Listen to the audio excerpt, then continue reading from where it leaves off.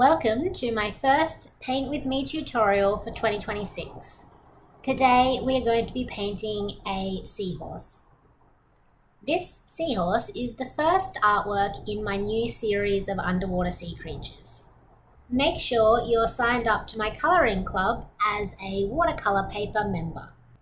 Then each month you will receive your watercolour page and a paint sample so you can follow along with my tutorials. If you haven't signed up yet, visit my website, kobeannmore.com. If you're already a member and you've received your colour-in page and your watercolour sample, let's get started.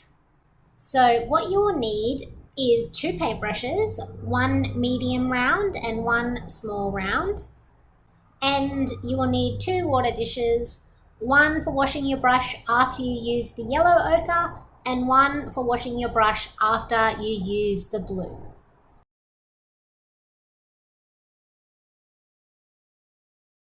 For step 1, we are going to use the medium round brush and we are going to paint the entire background, including the seaweed, with the blue pigment. We want to have a lot of water so that we're using a very light shade of blue, covering the entire background but leaving the seahorse white. While we are completing this step, let me tell you some interesting facts about seahorses that I recently learned. If you don't want to listen to me talk about seahorses, feel free to skip ahead to the next step. Seahorses are one of those animals that look like they were designed by someone that was just having a little bit too much fun. Even though they are technically fish, they look nothing like a fish. They also don't swim like a fish. Instead of moving around horizontally like most fish, seahorses float around upright, like tiny underwater ballerinas. They move using a small dorsal fin on their back that flutters really fast but doesn't give them much speed. Strong currents can actually be very dangerous for seahorses. Because swimming isn't their strong suit, seahorses rely on their surroundings instead. They live in calm, shallow waters like seagrass meadows, mangroves, and coral reefs, as these places give them something very important, something to hold onto. Seahorses have really cool tails that can grip like a hand. They wrap them around the seagrass or the coral to anchor themselves in place and avoid being swept away by the current. Okay, that's enough about seahorses for now. Let's get back to creating the art.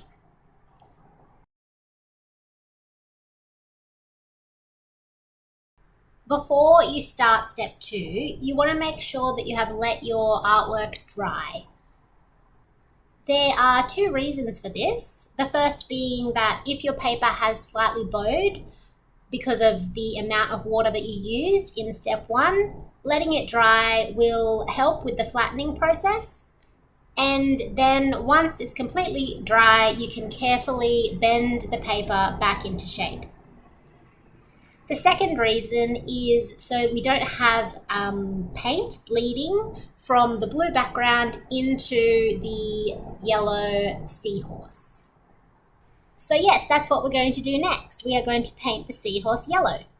Using the medium-sized brush and the yellow ochre pigment, we are going to completely paint the seahorse shape with a very light wash of yellow. So make sure you're using lots of water and a little bit of pigment so it's just a light shade of yellow, because we are going to add darker shades later in the stage, so you don't want your base colour to be too dark. If you're finding it difficult to use the medium round brush to get into the little detail areas, you can just switch brushes to the small round brush.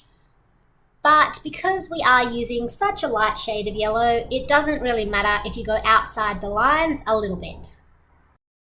Okay, so while you're doing that, let me tell you a little bit more about seahorses.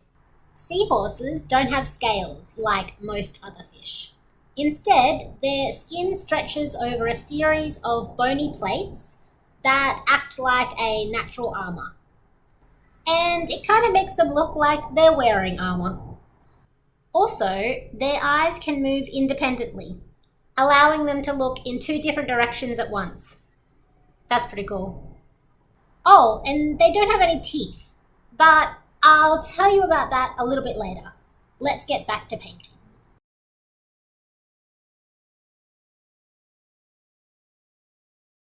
So once you have completely painted the seahorse with a yellow wash, and while your paint is still a little bit wet, we are now going to add in the details to the seahorse. So we are now using the small round brush, and we are adding more pigment and less water. We are going to add darker shades all the way around the edges of the seahorse and leave the center of the seahorse the lighter yellow. So I started with the shapes under the chin to add some shadow and shading, and then moved around the top of the head using a lot of dark pigment around the edge and then using some water to blend it into the center of the seahorse. We are also going to use the darker pigment for all of the little details around the head and around the back. I don't know what these are called, but I think that the seahorses use them for camouflage. What we are going to do is we're going to add lots of dark pigment to the tops of each of these little spiny things, and then drag the paint down towards the body so it gets lighter towards the center of the body. You can add a little bit of water to help blend the color into the body. Sorry, my hand was in the way when I was filming this. Let me see if I can find a part of the video where you can actually see what I'm doing. Okay, so here you can see I'm painting the spiny bit with dark pigment and then blending it into the body using a bit of water. To help create a 3D effect, you also want to add darkness all the way around the edge of the seahorse. Using the same technique, you're going to add darker pigment around the edge and then using some water, blend it into the body, leaving the center of the seahorse the lighter yellow color. Here is the rest of the shading process in hyperspeed.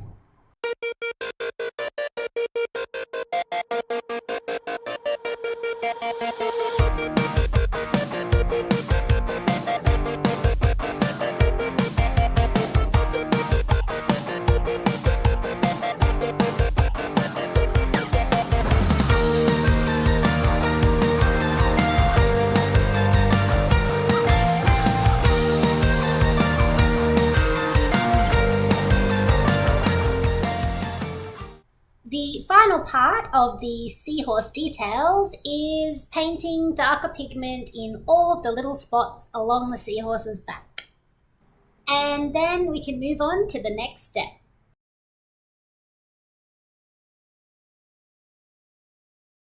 In this step, we are going to be painting the seagrass. So if you have been following along with my previous tutorials, you will know that I prefer to work in layers. So I will often put down one base color and then use the second color as an overlay color, mixing the two colors on the page to create a third color. But in this case, although that is what I had planned to do by adding blue to the seagrass, I have found that the yellow ochre and the Prussian blue just don't mix very well together on the page. So what we are going to do is actually mix these two colors on the palette. So what you can see me doing here is getting a lot of the yellow ochre with my paintbrush and a bit of water and putting it in a separate location on the palette. And then I'm taking a small amount of the blue and adding it to that yellow ochre so that I get a light shade of green. If your green is too dark, you need to add more yellow, and if it is too light, you need to add more blue.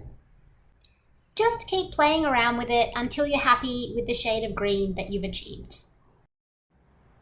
We are going to continue to mix this color as we paint, because in some areas of the seagrass we want it to be darker, and in some areas we will want it to be lighter. So I added darker green to the edges of the seagrass, and used a lighter green for the larger flat areas of the seagrass. You can also change the lightness and the darkness of the green by adding water. Something to be aware of is that watercolour paints will dry slightly lighter than what you see when they are wet. While we paint the seagrass, let's get back to some seahorse facts. So I mentioned earlier that seahorses don't have teeth. Apparently, something else they don't have is a stomach. So if you're anything like me, you're probably wondering, well, how on earth do they eat? Apparently, seahorses eat by using their long snout like a vacuum cleaner. Seahorses are carnivores, so they use their snout to rapidly suck up mini live prey, such as brine shrimp or plankton.